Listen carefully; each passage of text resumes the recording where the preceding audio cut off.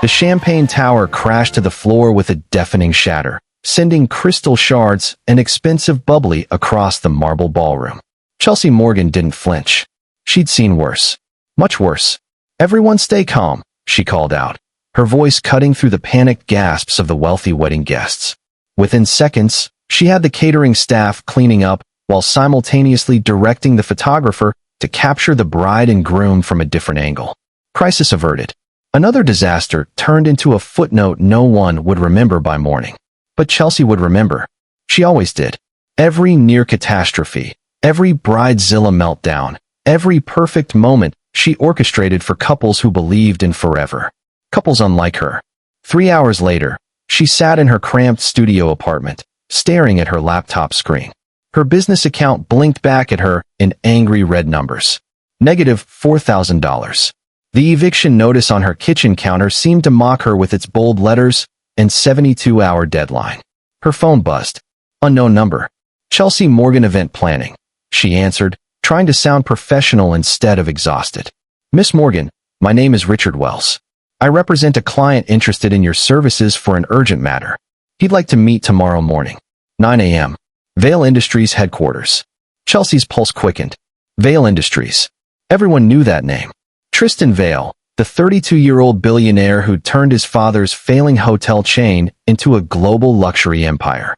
She'd seen him in magazines, always with a different supermodel on his arm, always with that infuriating smirk that said he owned the world. "I'll be there," she said. The Vale Industries building pierced the sky like a glass dagger. Chelsea's heels clicked against the marble lobby as she approached the reception desk, feeling distinctly out of place in her best, but clearly off-the-rack suit.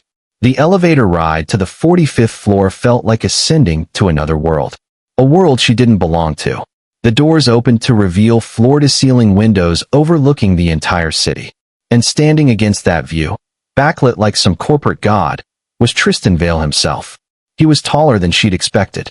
Broader shoulders. The photographs didn't quite capture the intensity of his presence, the way he seemed to command space just by existing. His suit probably cost more than her rent. His watch definitely did. "Miss Morgan." His voice was smooth, confident, irritating. "Thank you for coming. Mr. Vale, your assistant said it was urgent." He gestured to the leather chair across from his desk. She sat, spine straight, refusing to be intimidated. "I'll get straight to the point. I need a fiancé and a wedding. You have 30 days to make it happen." Chelsea blinked. "Excuse me." Tristan moved to his desk, pulling up a document on his tablet. "I'm in the middle of a business deal. A significant one. My competitor, Marcus Chun, has challenged my ability to close it. He's convinced the Dubai partners that I'm too unstable, too much of a playboy, to be trusted with their resort development project. $500 million hangs in the balance. And you need a wife to prove you're stable?" Chelsea's tone dripped with skepticism. "This is insane. Not a wife. A fiancé. A wedding. A very public, very convincing display of commitment." He fixed her with those sharp blue eyes. "Marcus made a bet. He said I couldn't settle down if my life depended on it. The Dubai partners agreed to give the contract to whichever of us proves we're marriage material first. He's already engaged to his childhood sweetheart. I need to even the playing field." Chelsea stood up. "I plan real weddings, Mr. Vale. For people who actually love each other. I'm not interested in whatever this is." She made it halfway to the elevator before he spoke again. $1 million. She froze. "Plan the wedding. Play the fiancé. 30 days. Then we part ways. You get your money. I get my deal. Everyone wins." His footsteps approached behind her. "Richard told me about your financial situation. Your business is drowning. This could save it." Chelsea turned slowly, anger and desperation warring in her chest. "You investigated me? I investigate everyone I do business with." He had the audacity to look unbothered by her fury. "I know you're brilliant at what you do. I know you're drowning in debt from your ex-partner who embezzled and ran. I know you were left at the altar 2 years ago by a man who wasn't worth your time. And I know you need this money as much as I need this deal." The mention of her failed wedding hit like a physical blow. Chelsea's hands clenched into fists. "You don't know anything about me. Then prove me wrong. Take the job. Or walk away and lose everything you've built." He pulled out a contract from his desk drawer, as if he'd known all along she'd hesitate. "It's just business, Miss Morgan. 30 days of pretending. Surely you can manage that. She stared at the paper, at the number written there.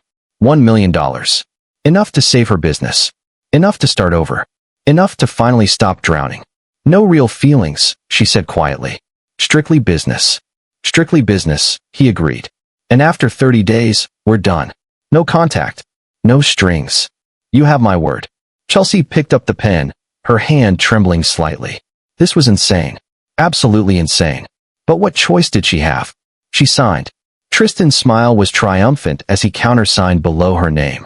Congratulations, Miss Morgan. We're engaged. Don't, she warned, pointing the pen at him like a weapon. Don't act like this is real. This is a transaction. That's all. Of course. But something flickered in his eyes. Something that looked almost like a challenge. Shall we announce our happy news? Within hours, every news outlet and gossip blog was exploding with the story. The camera flashes were blinding.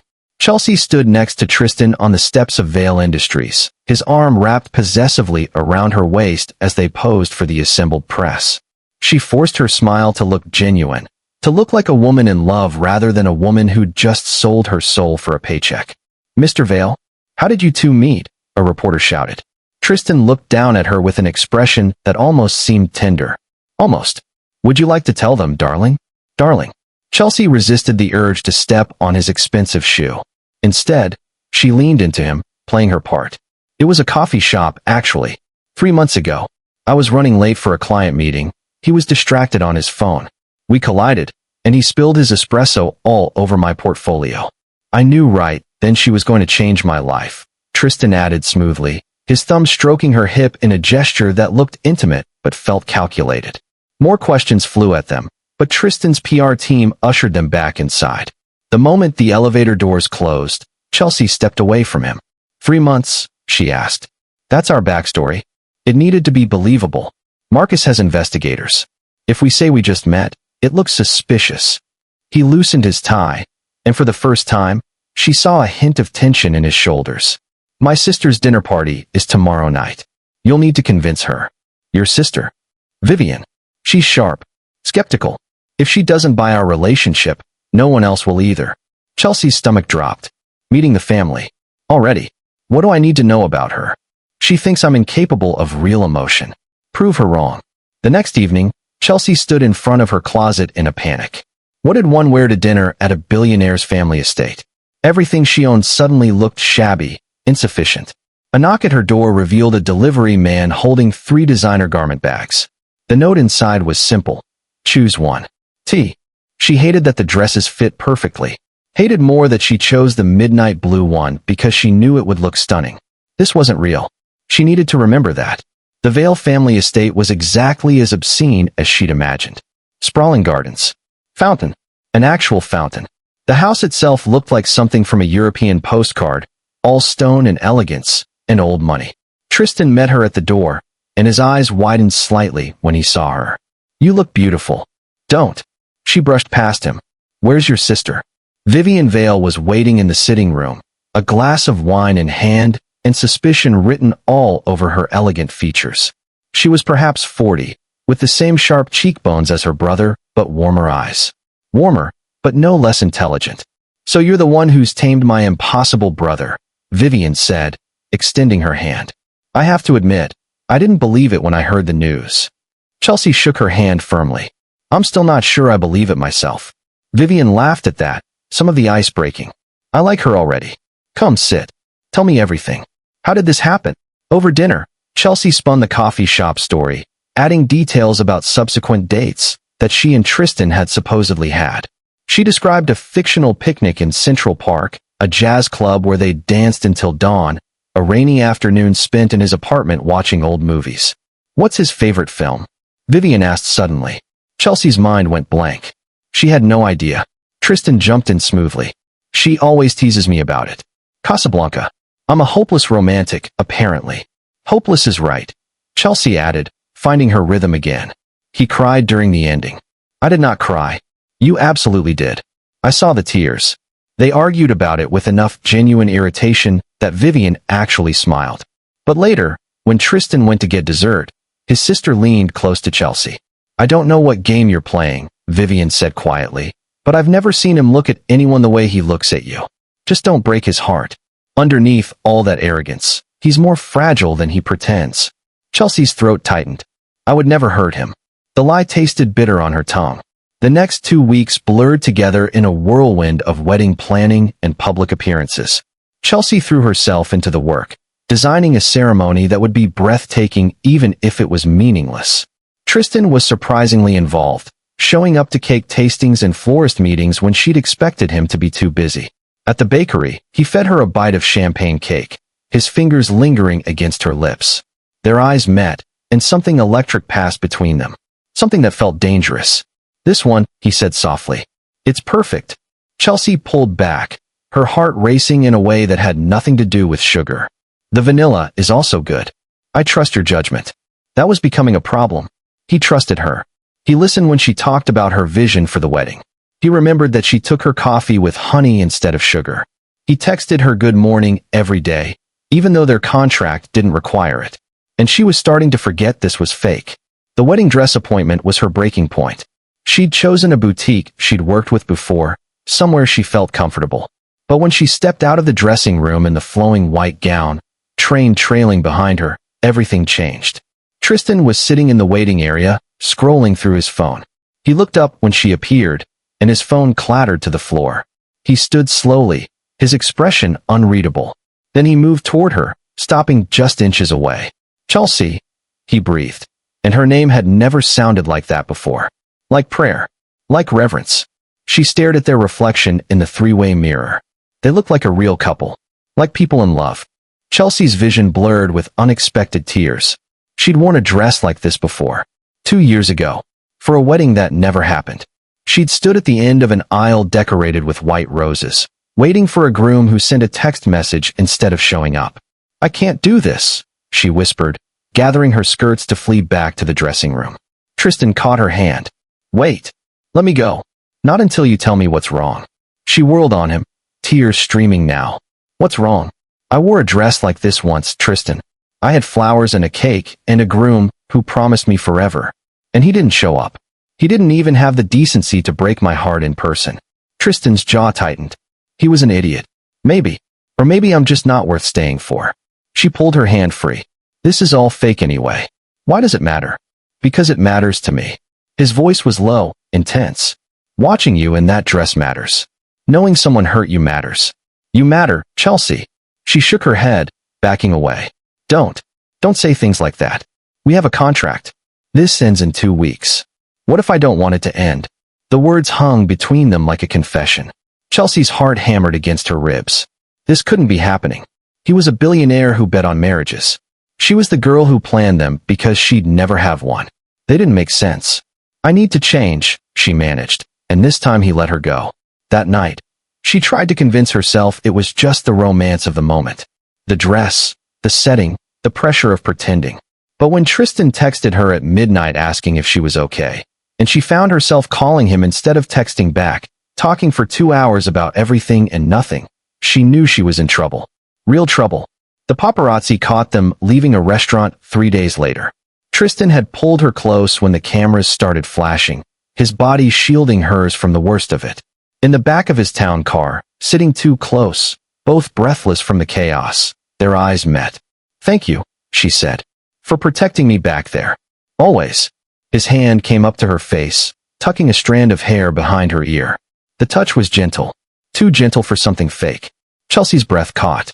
He was going to kiss her. She could see it in his eyes, in the way he was leaning closer. And God help her, she wanted him to. His phone rang, shattering the moment. Marcus Chin's name flashed on the screen. Tristan answered, his expression hardening. Chun. Chelsea couldn't hear the other side of the conversation, but she watched Tristan's face go from annoyed to furious. You're bluffing, Tristan said coldly. You have nothing. He hung up and turned to Chelsea. He knows. Or he suspects. He's hired investigators to prove our relationship is fake. Fear spiked through her. What happens if he proves it? I lose the deal. You lose your money. And both of us look like frauds. He ran a hand through his hair. We need to be more convincing. More couple-like in public. More than we already are? Chelsea's voice came out higher than intended. Tristan's eyes met hers, dark and unreadable. More. The rehearsal dinner 2 days before the wedding was held at an elegant rooftop venue. Sunset painted the sky in shades of orange and pink as guests mingled with champagne glasses. Chelsea wore a silver dress that Tristan had sent her, and she hated how natural it felt to have him choose her clothes. To have him care about these details. "Time to practice your vows," Vivian announced, tapping her glass for attention. Chelsea's stomach dropped. They hadn't written vows. They hadn't even discussed vows. But Tristan took her hands, pulling her to face him in front of their 50 assembled guests. His thumbs stroked her knuckles as he began to speak. "Chelsea, before you walked into my life, I thought I had everything figured out. I thought success was measured in deals closed and money made. I thought I was complete." His voice was steady, but his eyes held something raw. "Then you crashed into my world and proved me wrong about everything. You showed me that real wealth isn't in my bank account. It's in the way you laugh at my terrible jokes. It's in your passion for making perfect moments for strangers. It's in your strength, your kindness, your refusal to be impressed by anything except genuine humanity." Chelsea's vision blurred. This wasn't in their contract. This wasn't part of the deal. "You changed everything," Tristan continued, and his voice cracked slightly. "You made me want to be better. You made me believe in something I'd stopped believing in. You made me believe in love." The guests made appreciative sounds, but Chelsea barely heard them. Her heart was pounding so loudly it drowned out everything else. "Your turn," Vivian prompted gently. Chelsea's mouth went dry. She looked at Tristan, really looked at him, and saw past the billionaire facade. Saw the man who texted her good morning, who remembered her coffee order, who looked at her like she was the most valuable thing in his world. "I never thought I'd stand here again," she began, her voice shaking. "After what happened before, I promised myself I'd never trust anyone with my heart. I'd plan other people's happily ever afters, but never believe in my own." She took a shuddering breath. "Then you made me a business proposition that was completely insane. And somehow, somewhere between the contract and the pretending, you made me feel safe. You made me laugh. You made me remember what it feels like to hope." Tristan's grip on her hands tightened. "I'm terrified," Chelsea admitted, tears spilling over. "Because this was supposed to be fake, and it doesn't feel fake anymore. Not to me." The rooftop had gone completely silent. Even Vivian looked shocked. Tristan stepped closer, his forehead nearly touching hers. "It stopped feeling fake to me weeks ago." "We have a contract," Chelsea whispered. "Burn it." His hands came up to frame her face. "I don't want a fake marriage for a business deal. I want a real chance with you. No money. No contract. Just us. You'll lose the deal. The $500 million. I don't care. Tristan, I love you." The words came out fierce, certain. "I'm in love with you, Chelsea Morgan. And I know you're scared. I know you have every reason not to trust this. But I'm not him. I'm not the man who walked away. I'm the man who's begging you to stay." Chelsea's heart felt too big for her chest. "This is crazy. Completely insane," he agreed. "Is that a yes?" She laughed through her tears. "It's a maybe. Let's start with a real first date. No cameras. No contracts. No billion-dollar bets. Just us." Tristan's smile could have lit the entire city. "I can work with maybe." When he kissed her, the guests erupted in applause. But Chelsea barely heard them. All she knew was that this, finally, felt real. 2 days later, she stood at the actual altar in her wedding dress. The ceremony was supposed to happen. The guests were seated. Marcus Chun was in the third row, watching like a hawk for any sign of fraud. The music began. Chelsea took a deep breath and started down the aisle. Tristan stood at the altar, and the look on his face was everything. Pure love. Pure certainty. The officiant began the ceremony. Got to the critical moment. "If anyone objects to this union, speak now or forever hold your peace." Tristan raised his hand. "I object." Gasps rippled through the crowd. Chelsea's heart stopped. "I can't marry her like this," Tristan announced, his voice carrying to every corner of the room. This wedding was arranged for a business deal. A bet with Marcus Chun over a Dubai resort contract. It started as a fraud. Marcus stood up, triumph on his face. "I knew it." "But," Tristan continued, his eyes never leaving Chelsea's, "somewhere in the middle of pretending, I fell in love. Really in love. And I won't dishonor that by marrying her under false pretenses." He took Chelsea's hands. "I don't want a fake marriage. I want you to walk away from this circus. And maybe, when you're ready, give me a real chance. No contract. No money. Just my heart, if you'll have it. Chelsea was crying again. You just blew a $500 million deal for me. Best investment I ever made. She laughed. You're completely insane. Is that a yes? It's a let's start over and do this right. She pulled off the veil. Beginning with that real first date you promised me. Tristan grinned and kissed her as the guests erupted in applause. Even Marcus Chun was smiling grudgingly. Vivian stood up and shouted, about damn time. 6 months later, Chelsea stood in her newly renovated office. Morgan Events had a new sign, specializing in real love stories. Tristan walked in with 2 coffees, kissing her cheek. Ready for the Henderson wedding? Always. She took the coffee, which was perfectly made with honey. Though I maintain ours will be better. Ours? He raised an eyebrow. Pretty presumptuous, Miss Morgan. She grinned. After 6 months of real dating, I think I've earned a little presumption. Tristan pulled a small velvet box from his pocket. Good. Because I was hoping you'd say that.